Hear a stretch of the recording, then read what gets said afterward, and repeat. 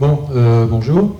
Donc effectivement, je vais vous parler du MSFR, donc Molten Salt Fast Reactor, qui est un réacteur à sel fondu, qu'on étudie essentiellement à Grenoble dans le laboratoire de physique subatomique et de cosmologie, le LPSC, qui est voilà, le LPSC, mais qui est aussi étudié au niveau européen dans un programme Sanofa. Donc il y a un projet européen de 3,5 millions d'euros pour étudier l'approche de sûreté sur ce type de réacteur. Bon, j'en parlerai pas plus dans l'exposé, je vais surtout essayer de vous montrer le design du réacteur et son comportement en fonctionnement. Et bon, j'ai prévu plein de choses, peut-être que je n'aurai pas le temps de tout mettre. Bon, dans un premier temps, quand même se poser la question, pourquoi utiliser un combustible liquide, puisqu'on utilise un combustible liquide. Alors, la première chose, c'est qu'il y a un certain nombre d'avantages qui sont inhérents au combustible liquide. Le premier avantage, c'est l'homogénéité du combustible. Le combustible circule, il est constamment brassé, donc il est homogène. Il n'y a pas de plan de chargement, il n'y a pas à se poser de questions sur la forme du flux à l'intérieur. Le burn-up est totalement uniforme sur tout le combustible. Le deuxième point, c'est que la chaleur est produite directement dans le caloporteur. Alors, c'est pas très simple à expliquer ce que ça fait, mais vous verrez tout à l'heure que ça a des avantages vraiment énormes. En gros, ça veut dire que lorsque vous avez une fission, dans un combustible solide, le fragment de fission recule dans le combustible, chauffe le combustible, puis cette chaleur doit diffuser, passer la gaine, et finalement arriver vers le caloporteur, et le caloporteur va vous emmener cette chaleur. Ça prend un certain temps. Dans notre cas, le fragment de fission recule dans le liquide combustible qui, lui, va immédiatement vers des échangeurs. Et donc, toute variation de puissance dans le cœur du réacteur est retransmise vers les circuits intermédiaires et finalement vers les alternateurs en quelques secondes seulement. Et donc, on a un temps de réaction qui est très très rapide. Le réacteur est très très souple en fait en réaction grâce à ce fait-là. Le troisième point que je trouve vraiment très important, c'est le fait qu'on peut reconfigurer le cœur du réacteur en quelques minutes. À Fukushima, le problème a été que les combustibles solides sont coincés dans le cœur du réacteur et il faut refroidir. La puissance résiduelle fait que ça chauffe, il y a des mégawatts, même sans fission, et donc il faut refroidir en permanence. Et si on ne peut pas refroidir, le combustible se met à fondre et donc on va vers l'accident. Là, si vraiment on n'est plus capable de refroidir dans une situation du même genre, on vidange. La vidange peut être totalement passive et on envoie dans ce qu'on appelle un réservoir de vidange d'urgence qui sera en général jamais utilisé dans un réacteur. Et dans ce réservoir, il est conçu pour éviter la criticité, d'une part, le combustible est dispersé, et d'autre part, être refroidi totalement passivement, sans aucune intervention. Et enfin, dernier avantage, c'est le retraitement en ligne. Bon, ça se fait sur des grands doux. Là, on peut extraire une partie du combustible en fonctionnement et remettre l'équivalent. Donc, on n'a pas besoin d'arrêter le réacteur pour le recharger, en fait, pour modifier le combustible. Donc, ça donne des taux de disponibilité qui peuvent être très, très bons. Alors après, quand on voit tous ces avantages, on se dit, mais quel combustible liquide peut-on utiliser? Il y a plein d'options, et là je vous ai listé, mais je ne vais pas tous vous les citer, je vous ai listé un certain nombre de ces options qu'il faut respecter. Et quand on passe en revue tous ces critères, il faut respecter tout ça, on trouve finalement qu'un seul cas qui fonctionne, c'est les fluorures de lithium. Donc les fluorures de lithium, ils ont l'avantage de satisfaire tous ces critères-là. Il n'y a pas d'autre cas où on satisfait tout. Donc on est quand même assez limité au niveau combustible liquide. Et c'est pour ça qu'on appelle ça des réacteurs à sel fondu, puisque les fluorures de lithium est un sel ionique, donc comme le sel de cuisine, donc liquéfié dans le cœur. Il se trouve que les propriétés neutroniques liées au fluor font que le cycle uranium est défavorisé dans ce réacteur. Je vous montrerai tout à l'heure pourquoi. Sinon, on pourrait utiliser le cycle uranium. Ça marche quand même, mais il est défavorisé, tout simplement. D'où le fait qu'on va vouloir utiliser le cycle thorium. Donc clairement, ça veut dire que on ne veut pas, c'est pas le cycle thorium qui est l'avantage, le thorium est favorisé dans ce type de réacteur. C'est le réacteur qui est l'avantage, pas le thorium. Et on pourrait ne pas utiliser le thorium, on pourrait très bien fonctionner avec le cycle uranium. Ça serait un petit peu moins efficace, je dirais, au niveau économique. Alors, un petit historique sur les réacteurs à sel fondu.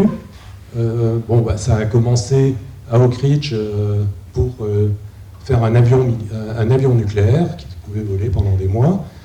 Donc c'était un petit réacteur de 2,5 MW thermique qui a fonctionné une centaine d'heures, qui a eu un certain nombre de problèmes liés à des effets de corrosion, qui ensuite ont été résolus et a permis la construction du MSRE, qui est en fait, je dirais, le seul vrai réacteur à sel fondu qui a fonctionné dans de très bonnes conditions.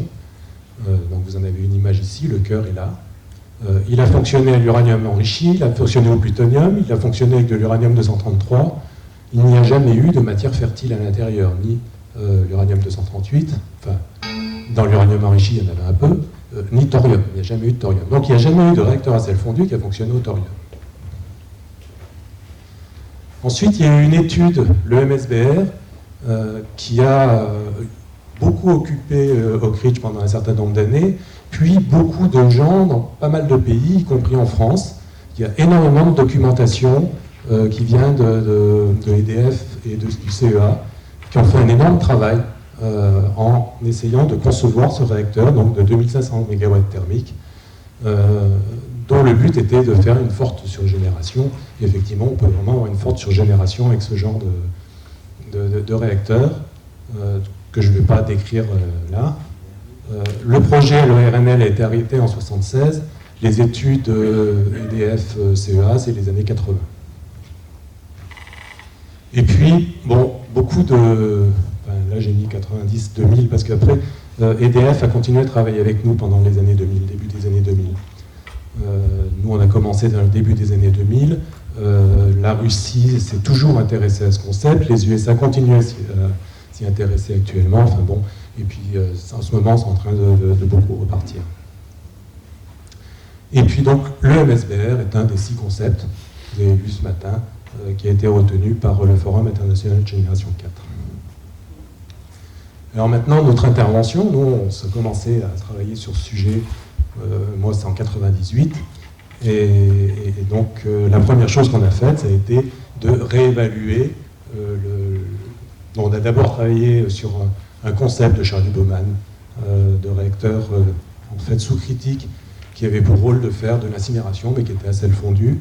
Et puis ensuite, on a fait la réévaluation du MSBR, mais avec des techniques récentes, modernes, donc avec des calculs Monte-Carlo, avec un couplage, donc un code évoluant couplé à un Monte-Carlo. Et là, on a vu apparaître un certain nombre de difficultés qui n'avaient pas été identifiées avant. Alors ces difficultés, c'est des coefficients de contre-réaction qui ne sont pas vraiment négatifs, qui peuvent parfois être positifs à cause du graphite. Alors, ça c'est le schéma, on voit bien, c'est des canaux de sel qui circulent de bas en haut à l'intérieur d'une matrice graphite, de manière à avoir un spectre thermique. Et ça crée des problèmes au niveau contre-réaction. Le coefficient de vide, lui, était très largement positif, donc ça c'est vraiment un problème. Le retraitement me paraît irréaliste, 4 mètres cubes par jour de retraitement, c'est quand même énorme. Et puis la présence du graphite pose problème parce qu'il a une durée de vie. Il commence par se contracter sous irradiation, puis il se dilate. Puis quand il se dilate au-delà de ce qu'il était au départ, on voit bien que ça va poser un problème, donc il faut l'enlever. Et donc ça génère des déchets. Il y a donc un problème de retraitement, de stockage, et puis il y a aussi le risque incendie. À Tchernobyl, le problème, c'est un incendie graphique. Donc, bon, on a constaté en fait que le MSBR n'était pas un réacteur ayant une capacité de déploiement industriel. Et après avoir travaillé assez longtemps avec EDF pour essayer de trouver des solutions, on est arrivé à la conclusion que non, on n'y arrivait pas. On ne trouvait rien de... J'étais d'ailleurs sur le point d'abandonner parce qu'on ne trouvait rien d'intéressant. Ceci dit, il y a toujours des avantages du combustible liquide, et donc ça méritait quand même d'aller un peu plus loin. Alors qu'est-ce qu'on a fait? On a repris donc le concept, là, vous voyez un petit peu mieux avec les canaux, le sel qui circule à l'intérieur, ça s'est vu de dessus. avec une couverture fertile autour. Et puis on a étudié, on a fixé en fait la taille des canaux, le pas des canaux avec 1 cm, et on a changé la taille des canaux, donc soit des petits canaux, soit des grands canaux. Donc là vous avez les petits, là vous avez les grands. Donc quand vous avez des grands canaux, vous avez plutôt un spectre rapide, quand vous avez les petits canaux, vous avez un spectre très thermalisé. Et là vous avez les coefficients de contre-réaction, et vous constatez que, oui, ils sont positifs par certaines positions quand on est thermique, puis ils deviennent fortement négatifs. Si vous regardez le taux de régénération, ouais, il n'est pas trop mauvais ici, mais c'est vrai qu'on a besoin de peu de matière fissile, donc la régénération est bonne. Quand on vient sur un spectre thermique rapide, on a un fort taux de régénération. Le flux neutronique, c'est là que vous voyez que c'est un spectre thermique ici avec un flux faible. Le flux devient important lorsqu'on a un spectre rapide, et ça c'est une difficulté, parce que ça veut dire qu'on a plus de dégâts aux matériaux puisqu'on a un spectre rapide. Et la durée de vie du graphite, elle a tendance à augmenter quand on devient très thermique, mais on a beaucoup plus de graphite, et globalement, on fait plus de déchets graphite là, bien qu'on le rechange moins souvent que dans cette zone-là. Et puis finalement, vous avez un autre critère qui est l'inventaire en matière fissile initiale, donc là, uranium-233, et lorsque vous devenez rapide, l'inventaire est plus important que lorsqu'on est thermique. Et c'est pour ça que les gens voulaient absolument travailler en thermique, parce que l'inventaire initial est très faible. Et c'est un avantage parce qu'il y a moins besoin de matière fissile pour pouvoir fonctionner, pour pouvoir démarrer le réacteur. Et donc là, quand on devient rapide, c'est peut-être un inconvénient. Ceci dit, on a repéré, nous, ce point-là, avec très bon coefficient de contre-réaction, bonne régénération, un flux important, une quantité de matière fissile peut-être assez importante, mais surtout pas de graphite. Et ça, c'est globalement, chaque fois qu'on a rencontré par la suite une difficulté pour faire fonctionner correctement le réacteur, plutôt que de mettre une rustine en disant on va résoudre le problème en mettant une barrière, finalement la solution c'est d'enlever le problème. Donc là on avait un problème avec le graphite, on l'a enlevé finalement. C'est la première fois qu'on a fait ce genre de démarche, mais on l'a fait très souvent par la suite.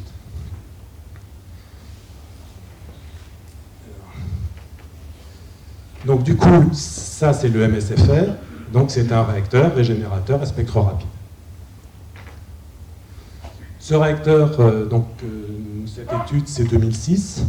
En 2008, le Forum international Génération 4 retire le MSBR des 6 et à la place vient mettre ce réacteur-là, qui effectivement est beaucoup plus intéressant, et donc avec comme problème, il faut étudier un peu mieux tous les problèmes technologiques et revoir l'approche de sûreté. Un combustible liquide, ce n'est pas un combustible solide, l'approche de sûreté est très différente, et c'est vraiment là-dessus qu'on travaille maintenant. Donc à quoi ressemble le réacteur? C'est qu'un schéma, je vais vous en montrer dès qu'ils sont un peu mieux, mais là on voit bien ce qui se passe. C'est une grande cuve, avec le sel à l'intérieur. Le sel circule comme ça c'est des échangeurs, ça c'est une couverture fertile. On va vers des échangeurs de chaleur, une pompe, et on circule de cette façon-là. On extrait les gaz de fission, d'une manière, par un bullage en fait à l'intérieur, et on extrait 10 à 40 litres par jour de sel pour aller faire un retraitement. Je n'aurai pas le temps de parler du retraitement aujourd'hui, mais on ne retraite plus 4 mètres cubes par jour, mais 10 litres par jour, c'est quand même très différent. Et maintenant, dans le Forum international Génération 4, le schéma a changé. Ici, on n'a plus du tout ce que je vous ai montré tout à l'heure. Donc, voilà. Maintenant, il faut faire apparaître ce synoptique-là, où on voit le réacteur ici, c'est cette partie-là, et là, tout le système de vidange d'urgence, qui n'est pas censé fonctionner, mais qui est là en cas de situation extrême. Alors maintenant, un dessin un peu mieux. Alors, c'est juste la partie du cœur. Donc là, vous avez la couverture fertile qui est en fait là pour assurer la régénération ou la surgénération. Elle n'est pas obligatoire, ça peut être en fait un réflecteur. Et en fait, vous voyez que la cuve, c'est ça, ce qui est en gris ici. Ça, c'est la cuve. Vous imaginez que vous remplissez la cuve de sel. En fait, on ne le fait pas, ça se fait en sens inverse. Mais vous imaginez ça, et vous venez tremper ce qu'on appelle des secteurs à l'intérieur, qui sont accrochés sur le bord de la cuve, et qui finalement laissent que cette partie-là au sel pour être dedans. Alors pourquoi on fait ça? C'est pour résoudre le problème des fuites. parce que si vous avez des tuyaux, vous avez forcément des fuites. Mais là, vous n'avez plus de tuyaux. Vous avez une circulation à l'intérieur de la cuve. C'est un peu comme la circulation dans un RNRNA. Le sodium circule à l'intérieur. Vous n'avez pas imaginé des fuites à l'intérieur d'une piscine. La première barrière, en fait, elle est là. Donc vous avez des bouchons froids. Il prévoit plusieurs types de systèmes de vidange. Un grand collecteur qui peut récupérer le sel d'où qu'il arrive, qui va vers un système de vidange d'urgence. Des systèmes de stockage, des réservoirs de stockage, qui sont les réservoirs de stockage standards, donc avant le démarrage, ou si on veut vider le réacteur, ça ne va pas dans le système de vidange d'urgence. Et là, c'est un système de stockage pour la couverture fertile, si elle existe. Vu de plus loin, alors je suis désolé, ce n'est pas des schémas super bien faits, parce qu'on n'est pas quelques centaines d'ingénieurs à travailler depuis 10 ans sur le sujet, donc on fait comme on peut. Alors vous reconnaissez la partie que je vous ai montrée jusqu'à présent, avec un système de vidange. Là, c'est la zone dans laquelle aurait lieu la vidange en cas de situation extrême. De plus en plus, on se rend compte que probablement ça ne servira jamais. Et on prévoit même que le système qui est ici puisse être défaillant, et on a en dessous un système de récupération genre thorium, récupérateur de thorium, avec dilution dans une couche de sel de dilution. Vous avez un circuit intermédiaire qui permet d'éviter de pouvoir mettre en pression le cœur du réacteur, et derrière vous avez un système classique, probablement de l'eau supercritique, ça pourrait être aussi du CO2 supercritique.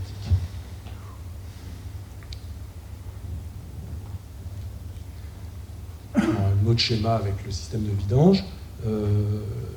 En fait, ce système c'est pareil, c'est une grande cuve. Vous pouvez imaginer que c'est rempli de sel, sauf que vous avez des barres, donc vous voyez toutes les barres qui sont à l'intérieur, hexagonales, qui sont des barres de refroidissement, et le sel se met entre les barres de refroidissement. Il y a des espaces de quelques centimètres seulement, donc le sel est vraiment très dispersé à l'intérieur et refroidi par convection naturelle, avec de l'eau qui viendra circuler ici après avoir vidangé.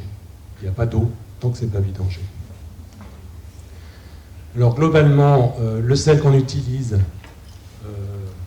c'est donc du LiF à 77%, du thorium et de l'uranium. Les températures, c'est entre 700, peut-être ça peut être un peu plus haut que ça. On étudie une puissance de 3 gigawatts thermiques, pas parce qu'on pense que c'est ce qu'il faut faire, c'est parce que ça permet d'aller chercher là où c'est le plus difficile, là où on aura probablement le plus de difficultés à résoudre les problèmes. Si on veut faire moins puissant, ça sera plus facile. L'inventaire, on a besoin de 3,6 tonnes d'uranium-233 par gigawatt électrique. Le sel combustible, il y en a 18 mètres cubes, la moitié se trouve dans la zone centrale ici, et l'autre moitié dans toute la partie de recirculation. Retraitement, je vous ai déjà dit, ça c'est les tailles moyennes, donc là ça fait 2 mètres de haut. Bon, couverture fertile, on va passer. Les coefficients de contre-réaction sont largement négatifs, quelle que soit la composition en fait, du sel combustible.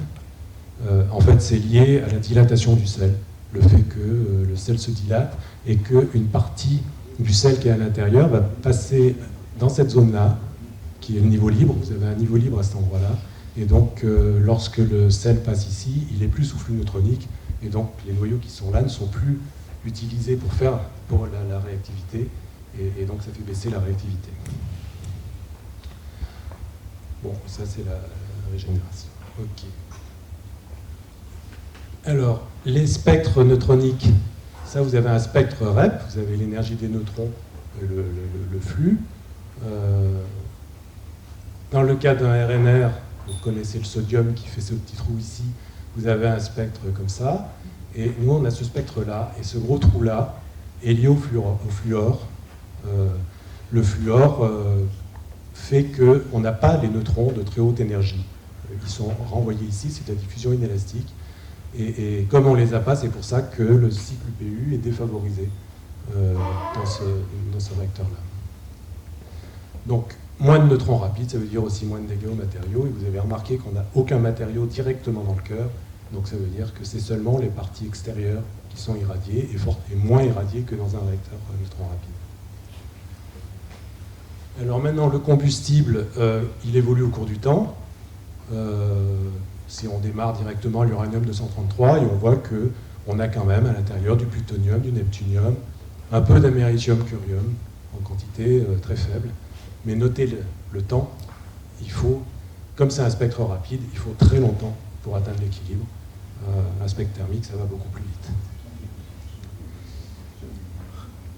Alors, il y a quand même toutes les zones qui sont en contact avec le sel peuvent être protégées thermiquement.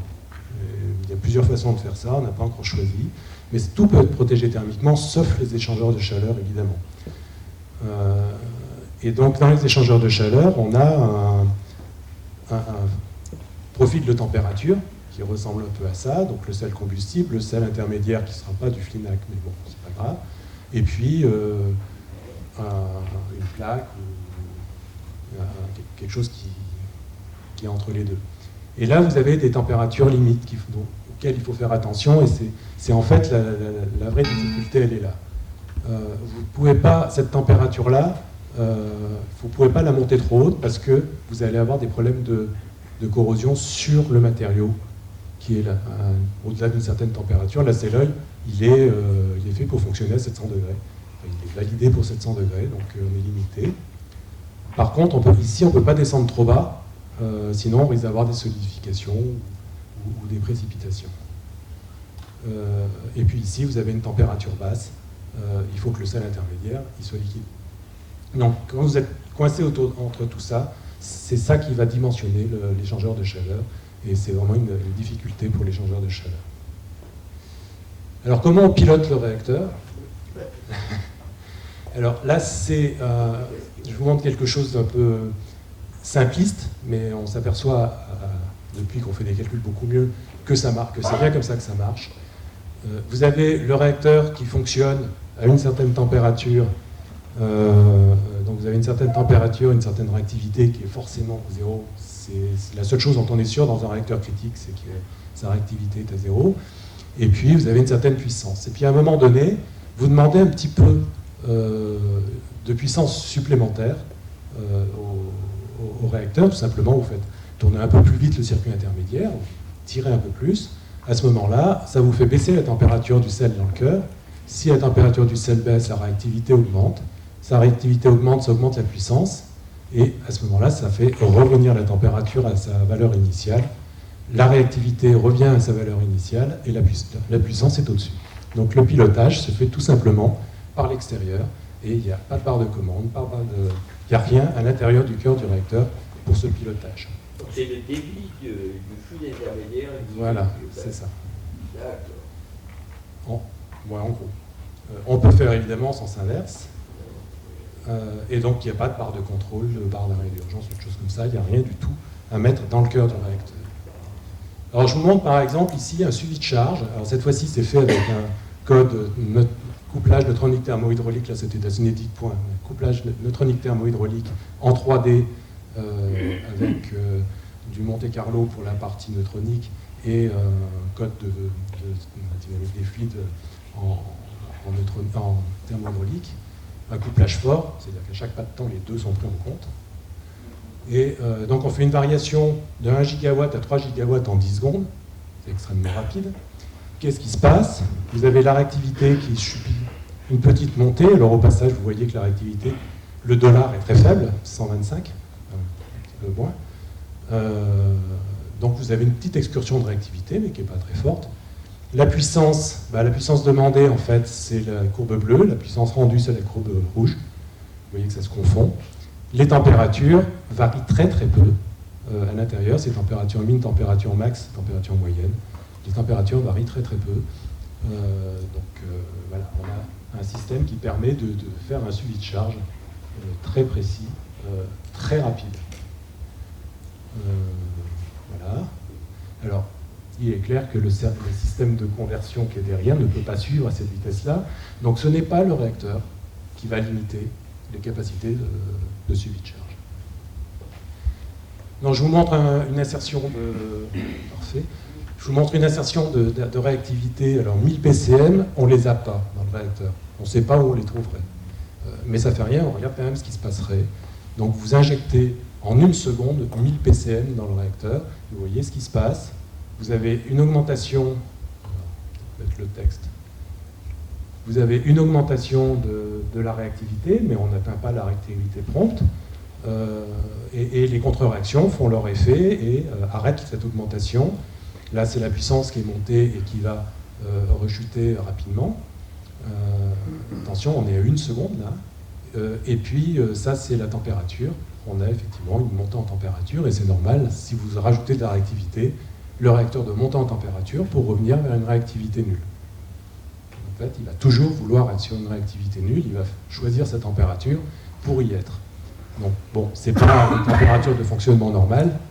S'il se passe quelque chose comme ça, il va falloir arrêter le réacteur, mais il ne s'est rien produit pour le réacteur lui-même. Alors, on a quand même cherché longuement qu'est-ce qui pourrait mal se passer dans le réacteur. Alors, on a trouvé un cas.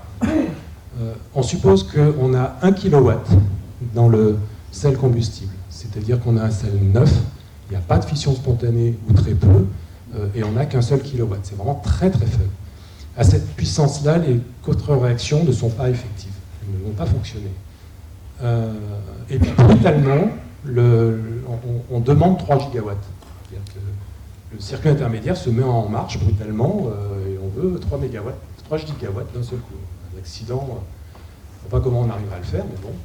Et donc, on voit là, en quelques secondes, ça c'est la température, c'est ça, oui. On voit la température qui monte à l'intérieur du cœur du réacteur. Et là, vous voyez, en fonction du temps avec lequel on fait cette montée, soit 1 seconde, soit 2, soit 4, soit 8, on multiplie par 2 à chaque fois. Et vous voyez qu'on arrive à être critique prompte. On y arrive. Donc c'est un peu compliqué pour y arriver, mais on peut y arriver. Et il se passe quoi dans ce cas-là ? En gros, ça dure 2 centièmes de seconde, la température monte de 2 degrés, il va y avoir une petite onde de choc qui va se propager dans le cœur du réacteur, qui va aller vers le niveau libre, et vous allez avoir un petit flot au niveau du niveau libre, si le passage est assez haut. Vous laissez passer ça. C'est tout ce qui se passera. Et le réacteur se restabilise très rapidement, et il nous fournit les 3 gigawatts au bout de quelques secondes. Donc c'est le seul cas qu'on a trouvé où on peut se dire, là au niveau de la sûreté, il faut se poser des questions. Mais on ne voit même pas bien ce que ça pourrait faire comme problème.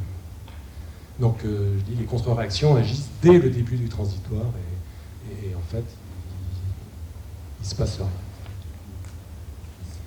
Alors, je pense que j'ai plus beaucoup de temps, donc je saute toute cette partie-là. On va sauter ça. Et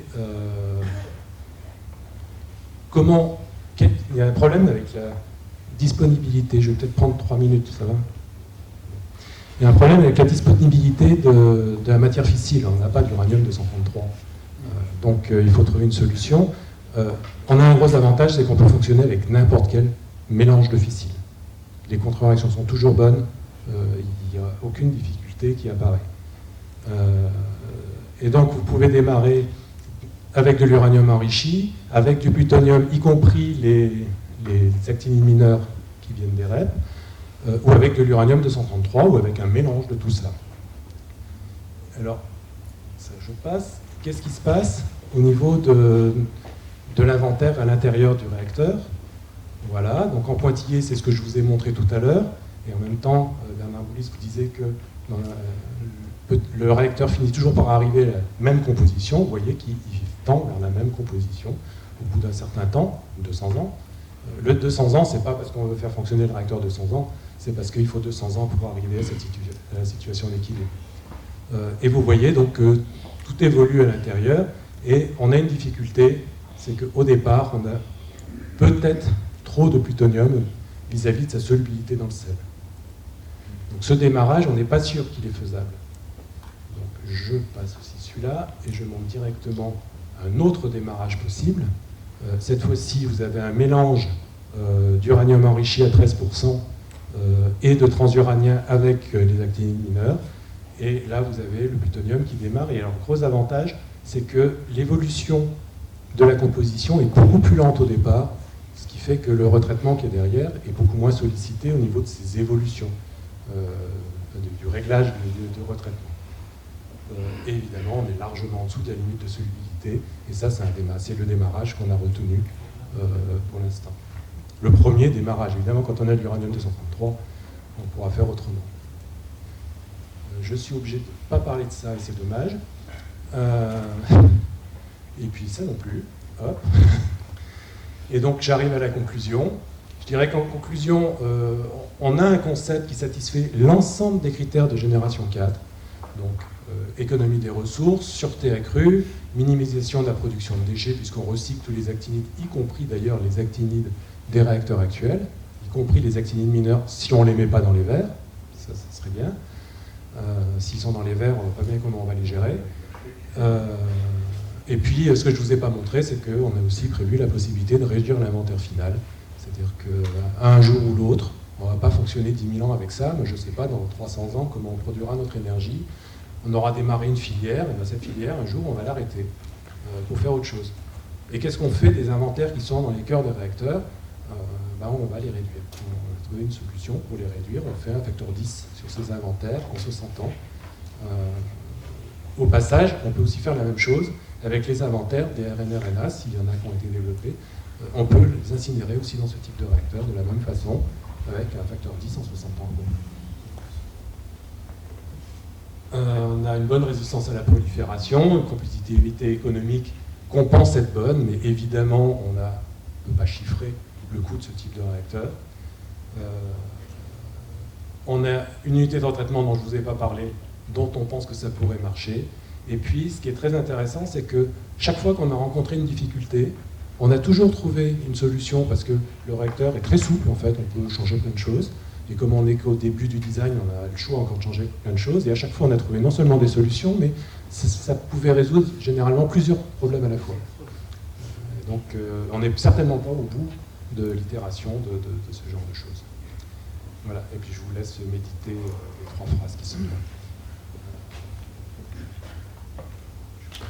Merci.